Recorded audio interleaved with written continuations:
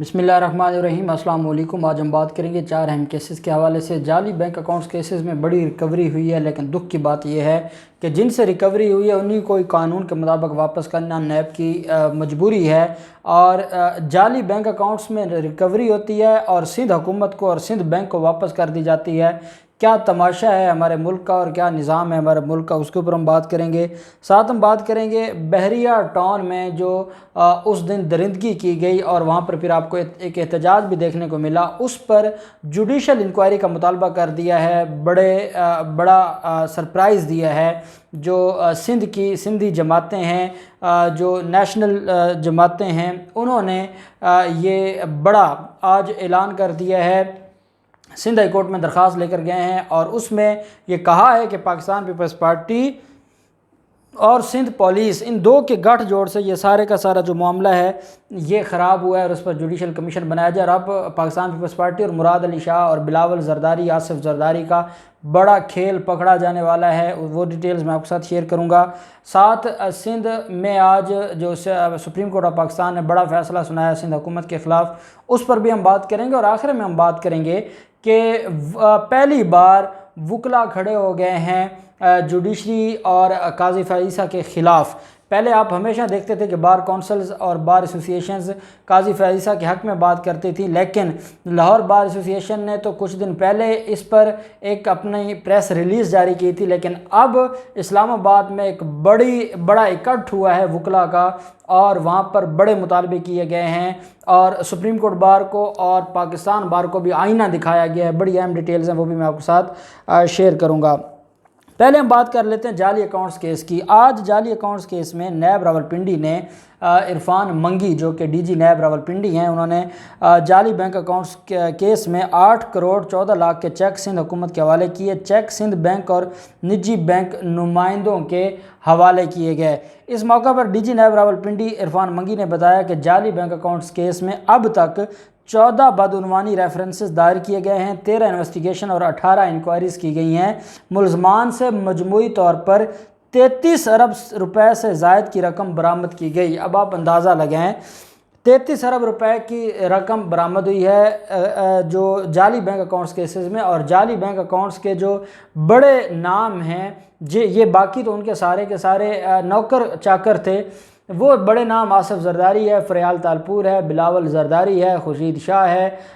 इसके अलावा मुराद अली शाह है, ये पूरा गैंग है। अब जब नैब ने उनको पकड़ना है, प्ली बार्गेन होनी है या रिकवरी होनी है और वो पैसा कानून ये कहता है कि जिस सूबे से रिकवर होगा उसी सूबे में वापस कर दिया जाएगा, तो आप अंदाज़ा लगाएं कि मुराद अली शाह से आप पैसे निकलवा भी लें, आप सिंध से पैसे निकलवा भी लें, आप आसिफ जरदारी के पैसे जो बाकियों के अकाउंट्स में पड़े हैं वो ले भी लें, तो वापस किसको जाने हैं? उसी सिंध को जाने हैं। तो वो आपस में अपने जो मामलात हैं उनको उस तरीके से देखते रहते हैं और वो पूरी कौम के ऊपर हंसते हैं और पूरी कौम को ये समझते हैं कि पूरी कौम कितनी बेवकूफ़ है, हमसे ही पैसे लेके हमें ही वापस होते हैं और ये कहते हैं ओहो बड़ी रिकवरी हो गई, बड़ी कामयाबी हो गई। ये सिर्फ सिंध में है ये खेल, क्योंकि बाकी सूबों में तो ऐसा नहीं है और बाकी सूबों में तो जिनसे पैसे लिए जा रहे हैं उनकी हुकूमतें नहीं हैं। लेकिन क्योंकि 18वीं तरमीम का ये फ़ायदा लेकर बैठे हैं और उस 18वीं तरमीम का इतना फ़ायदा उठा रहे हैं कि ये जो पाकिस्तान पीपल्स पार्टी पार्लियामेंटेरियन की हुकूमत है वो इस वक्त सबसे बड़ी बेनिफिशरी है। न पकड़े जाएं तो बहुत अच्छा पैसे बच जाएंगे, पकड़े जाएंगे तो पैसे जो दिए जाएंगे वो फिर वापस उन्हीं अकाउंट्स में आ जाएंगे। वही बदनाम ज़बाना सिंध बैंक, जिस सिंध बैंक को बनाया ही मुराद अली शाह एंड कंपनी ने अपनी जो जालसाजियों के लिए था, उनके अकाउंट्स में पैसे वापस चले जाते हैं। इरफान मंगी ने यह भी बताया कि रोशन सिंध प्रोग्राम, जिसमें मुराद अली शाह भी मुलज़म है,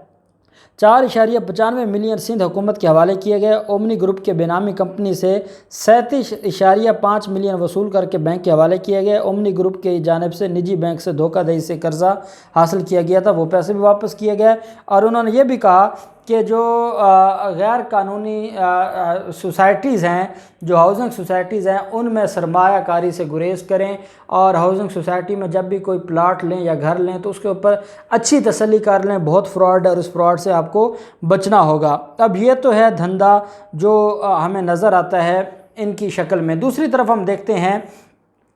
کہ جو معاملہ ہے پبلک سروس کمیشن کا، آج سپریم کورٹ کراچی رجسٹری میں ایک سماعت ہوئی اور درخواستیں فائل کی گئی تھیں کہ 16 گریڈ سے اوپر جن لوگوں کو بھرتی کیا جا رہا ہے وہ بغیر پبلک سروس کمیشن کے امتحان کے بغیر ان کو بھرتی کیا جا رہا ہے، اور یہ قانون کے خلاف ورزی ہے، اور کوئی طریقہ کار انہوں نے وضع نہیں کیا۔ جس کا دل کرتا ہے مراد علی شاہ اور بلاول زرداری اس کو 17ویں 18ویں گریڈ پر لگا دیتے ہیں بغیر امتحان کے، بغیر ٹیسٹ کے۔ جب یہ معاملہ سپریم کورٹ آف پاکستان میں گیا تو سپریم کورٹ تو ہکا بکا رہ گئی کہ یہ کیسے ہو سکتا ہے کہ بغیر ایگزام کے، بغیر پبلک سروس کمیشن کے ٹیسٹ کے ان لوگوں کو کیسے جو وہاں تک پہنچایا جاتا ہے یا عہدے دیے جاتے ہیں۔ اس پر سوالات اٹھاتے ہوئے Punjab public service commission, Sindh public service commission کا تو آپ نے اس دن بھی سنا جو انہوں نے ڈرامہ رچایا، اور 1800 کے قریب جو اس ٹیچرز کی بھرتیاں تھیں وہ بوگس نکلیں، اور اس کے بعد سندھ پبلک سروس کمیشن کا نوٹیفیکیشن بھی معطل کرنے کا سندھ ہائی کورٹ نے کہا تھا، اور پھر یہ معاملہ اس کو لے کے جا رہے تھے سپریم کورٹ۔ خیر بہرحال عدالت نے یہ کہا کہ اگر آپ نے 16 یا 16ویں گریڈ سے اوپر بھرتی کرنا ہے اور آپ پبلک سروس کمیشن کے ذریعے نہیں کرتے تو پھر آپ کیا کریں گے؟ جن لوگوں نے پبلک سروس کمیشن کے ذریعے آئے ہیں کیا ان کا حق نہیں کھا رہے؟ کیا وہ لوگ جو ٹیسٹ دے کر آتے ہیں، جب محنت کر کے آتے ہیں، کیا آپ ان کا حق نہیں کھا رہے؟ کیونکہ آپ ان کا حق کھا رہے ہیں تو اس لیے اب آپ کو ان چیزوں سے باز رہنا ہوگا، اور ان کی درخواستیں منظور کر کے سندھ حکومت سے جواب طلب کر لیا ہے کہ کیسے آپ نے یہ اندھیر نگری مچائی ہوئی ہے، اور کیسے آپ اس طریقے سے جو اندھا قانون ہے آپ نے رائج کا رکھا ہے سندھ میں، اس پر بھی نوٹس جاری کر دیے اور جواب طلب کر لیا ہے۔ پھر بحریہ ٹاؤن میں جو فساد ہوا تھا، اور بحریہ ٹاؤن بیسیکلی آہستہ آہستہ اپنے آس پاس کے جو گاؤں ہیں ان پر قبضہ کرتا جا رہا ہے، اور اس میں آصف زرداری جو پاکستان پیپلز پارٹی پارلیمنٹیرین کا ہیڈ ہے وہ سب سے بڑا بینیفیشری ہے، اور جو اے بلاک اور بی بلاک ہے بحریہ ٹاؤن میں اس میں سب سے زیادہ انویسٹمنٹ کس کی ہے؟ آصف زرداری، وہ 4P والے آصف زرداری کی سب سے بڑی انویسٹمنٹ ہے۔ اب آصف زرداری بھی چاہتا ہے کہ وہ سندھ حکومت ساری کی ساری خدمت میں لگی ہوئی ہے کس کی؟ ملک ریاض کی۔ اب جاوید چودھری کو ملک ریاض پسند تو بہت ہے، کیوں نہیں پسند؟ کراچی میں بھی پلاٹ دیے ہیں، اسلام آباد میں بھی پلاٹ دیے ہیں، لاہور میں بھی پلاٹ دیے ہیں، تو اتنا تو حق بنتا ہے نا کہ اس کو یہ فرشتہ ثابت کریں یا اس کو سب سے کامیاب ترین انسان ثابت کریں۔ اب انہوں نے سندھ حکومت ان کی خدمت میں لگائی ہوئی ہے، اور سندھ حکومت سندھ پولیس قبضے کروا کر دے رہی ہے، اور ایک جگہ معاملہ خراب ہو گیا اور وہاں پر انہوں نے تشدد کیا، اور تشدد کا معاملہ سندھ ہائی کورٹ تک پہنچا، اور پھر اگلے دن انہوں نے وہاں پر اپنے ہی ملازموں سے ایک احتجاج کروایا۔ اس میں سندھ کے لوگ تو تھے کیونکہ جو قوم پرست جماعتیں تھیں وہ ساری کی ساری وہاں پر موجود تھیں، لیکن انہوں نے اپنے لوگوں کو اس میں گھسا کر اس معاملے کو خراب کیا، اور وہاں پر پھر جو ہے وہ شیلنگ ہوئی، اور وہاں پر بہت زیادہ جو پولیس کی طرف سے تشدد کیا گیا۔ تو اس معاملے کے اوپر اب جو عوامی تحریک ہے سندھ کی، انہوں نے ان کے رہنما ایڈوکیٹ سجاد چانڈیوں نے درخواست دائر کی ہے، اور ان کا یہ کہنا ہے کہ پاکستان پیپلز پارٹی اس میں انوالو ہے، ہمارے لوگوں کے خلاف مقدمے درج کیے جا رہے ہیں، اور قوم پرست جماعتوں کو ختم کرنے کی یہ سازش ہے۔ ہمیں پاکستان پیپلز پارٹی کے خلاف کھڑا ہونے کا جو اس کی بنیاد پر ہمیں انتقام کا نشانہ بنایا جا رہا ہے، اور ہمارے لوگوں کے خلاف دھڑا دھڑ مقدمے درج کر کے ہمیں گرفتار کیا جا رہا ہے، جیسے ان کو موقع چاہیے تھا کہ کوئی ان کے پاس موقع آئے اور یہ ہمارے خلاف کاروائیاں کریں۔ تو اب وہ جوڈیشل انکوائری اور کمیشن کے لیے سندھ ہائی کورٹ پہنچے ہیں۔ اب دیکھتے ہیں سندھ ہائی کورٹ اگر یہ کمیشن بن جاتا ہے تو جو آج کل سندھ ہائی کورٹ جس طریقے سے پاکستان پیپلز پارٹی کو ٹریٹ کر رہی ہے، بڑا مشکل ہو جائے گا پاکستان پیپلز پارٹی کے لیے اپنا فیس بنانا، اور ہر طرف سے ادھر سپریم کورٹ، ادھر سندھ ہائی کورٹ، ادھر وفاقی حکومت، ہر طرف سے سندھ حکومت کا انشاءاللہ جو سانس ہے وہ بند ہوگی، اور وہ عام آدمی جو سندھ کا یا کراچی کا ان کے اوپر جو مظالم ہیں ان کو ختم کریں گے۔ اب ہم آخر پر آ جاتے ہیں انصاف لائرز فورم کی طرف سے آج بڑے بڑے چہرے ہمیں دیکھنے کو ملے اسلام آباد میں، اور یہ پچھلے 3 سالوں میں پہلا وہ کنونشن تھا انصاف لائرز فورم کا جس میں جو